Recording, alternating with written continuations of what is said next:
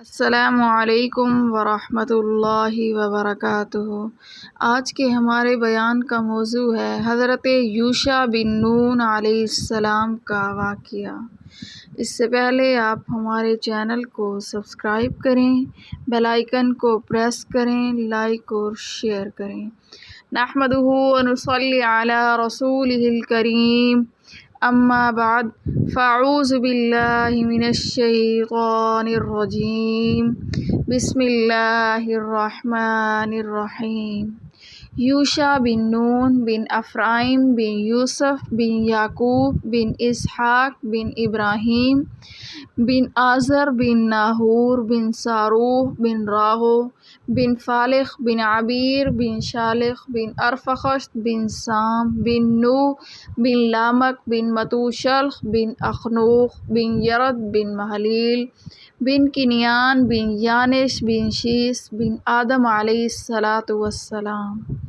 اللہ رب العزت نے حضرت موسیٰ علیہ السلام کو یہ حکم دیا کہ دو دریاؤں کے ملنے کی جگہ پر میرا ایک ایسا بندہ ہے جو آپ سے زیادہ علم رکھتا ہے، آپ ان سے ملاقات کریں۔ حضرت موسیٰ علیہ السلام روانہ ہونے لگے تو اپنے نوجوان خادم حضرت یوشع بن نون علیہ السلام کو بھی اپنے ساتھ لے لیا۔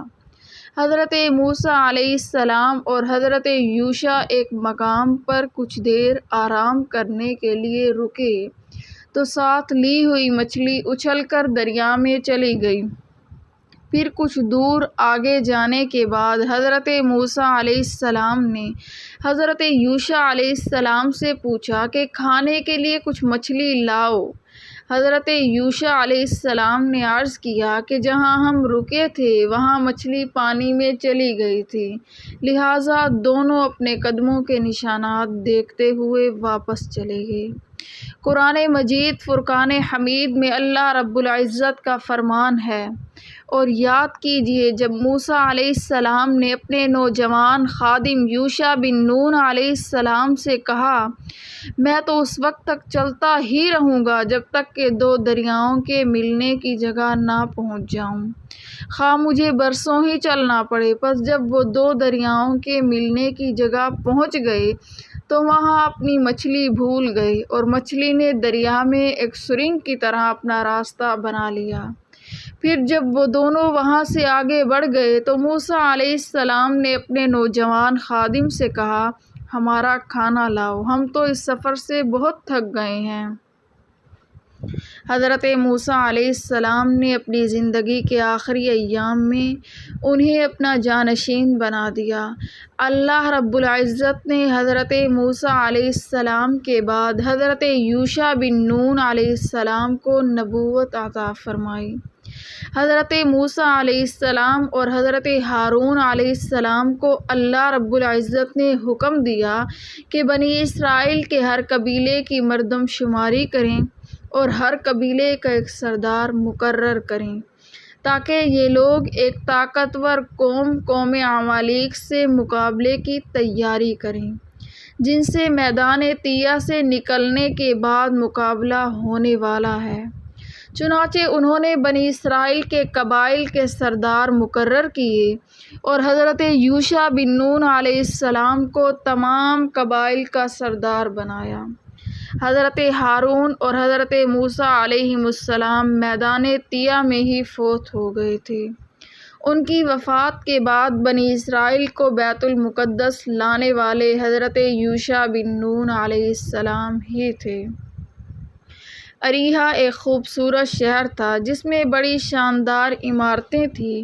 حضرت یوشع بن نون علیہ السلام نے اپنی فوجوں کو لے کر اس شہر کا محاصرہ کیا، لیکن دشمن مرعوب نہ ہوا۔ آخر کار آپ کی فوجوں نے شہر کو چاروں طرف سے گھیر کر نعرہ تکبیر بلند کیا تو شہر کی فصیل یعنی چار دیواری ٹوٹ گئی، اور وہ اپنی فوجوں کو لے کر فاتحانہ انداز میں شہر میں داخل ہو گئے اور بہت سا مال غنیمت حاصل کیا۔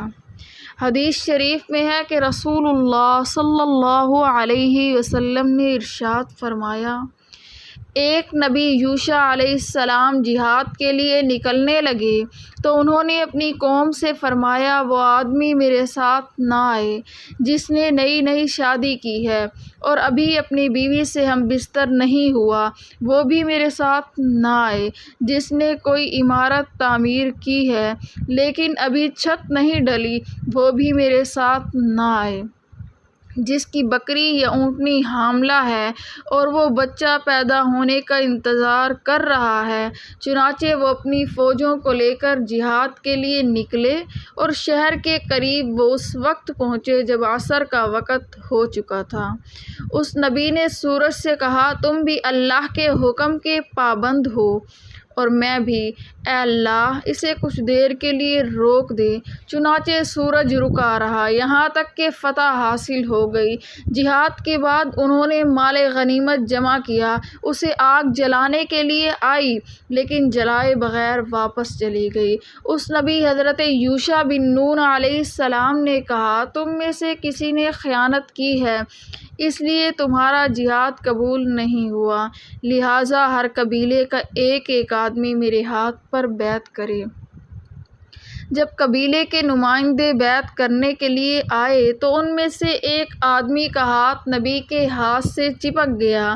نبی نے فرمایا، تمہارے اندر ہی خیانت ہے، تمہارا پورا قبیلہ مجھ سے بیعت کرے۔ اس قبیلے کے تمام افراد نے بیعت کی تو 3 آدمیوں کے ہاتھوں نبی کے ہاتھ سے چپک گئے۔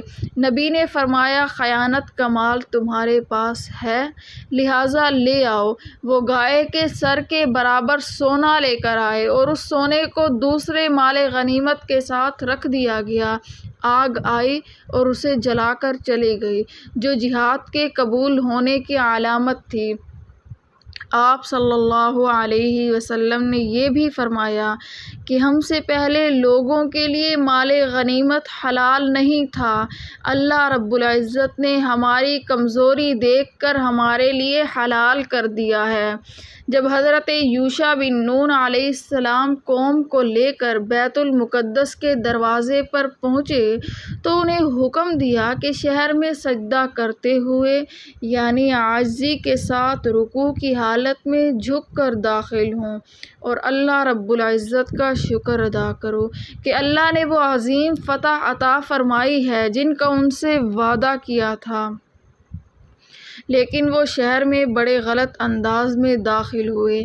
قرآن مجید فرقان حمید میں اللہ رب العزت کا فرمان ہے، اور جب ان بنی اسرائیل کو حکم دیا گیا کہ اس بستی یعنی بیت المقدس میں آباد ہو جاؤ اور جہاں سے تمہارا جی چاہے کھاؤ، اور حطۃ یعنی ہمیں معاف کر دیجیے کہتے رہو، اور سجدہ کرتے ہوئے بیت المقدس کے دروازے میں داخل ہو جاؤ، ہم تمہاری خطائیں معاف کر دیں گے، نیک کام کرنے والوں کو ہم اور زیادہ اجر دیں گے۔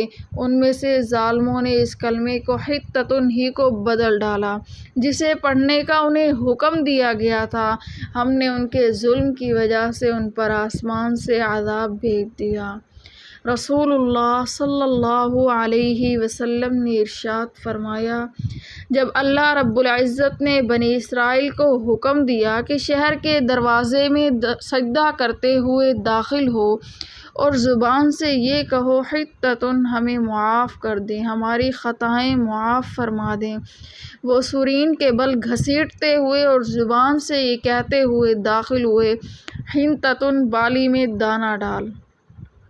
حضرت یوشع بن نون علیہ السلام کی قیادت میں بنی اسرائیل اپنے آباء و اجداد کی سرزمین بیت المقدس پر قابض ہو گئے اور وہاں سکون کے ساتھ رہنے لگے۔ حضرت یوشع بن نون علیہ السلام انہیں اللہ رب العزت کی کتاب تورات کے مطابق چلاتے رہے، یہاں تک کہ حضرت یوشع بن نون علیہ السلام 127 سال کی عمر میں اس دنیا فانی سے رحلت فرما گئے۔ سبحان اللہ وآخر دعوانا ان الحمد للہ رب العالمین۔